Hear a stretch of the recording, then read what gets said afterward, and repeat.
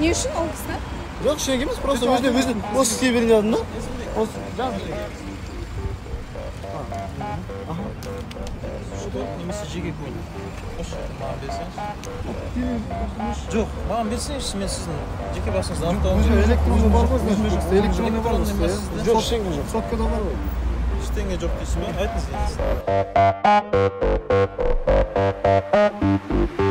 Жеке көлік немесе жүргізуші көлік болмаған жағдайда сізді 612-ші баптың бірінші тармақшасы бойынша ескертеміз. Алып жүріңіз келесі жолы міндетті түрде.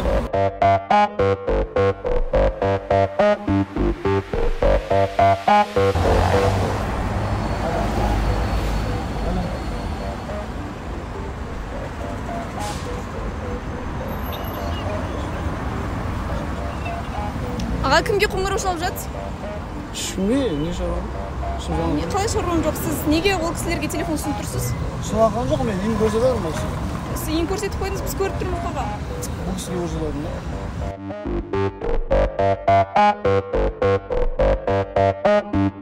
Міне 593-ші баптың 2-ші тармақшасы бойынша, яғни қауіпсіздік белбеуін тақпағаныңыз үшін сізге 15.315 теңге айыппұл салынады.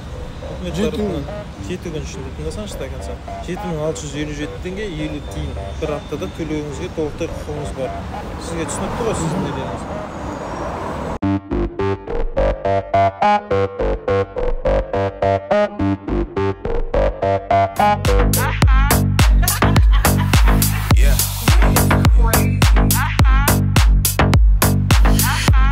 Жалпы көлік жүргізушісі не үшін тоқтаттыңыз? Түсіндіріп айтып өтсеңіз. Бағдаршамның тыйым салынған түсін өтіп кетті. Қанша қызық мысалы. Иә? Білу керекпіз ғой не үшін тоқтатқан. Бір ескертіңіздерші, мен осы келесі жолы мен ондай нәрсе ошибка жасалмайды менен.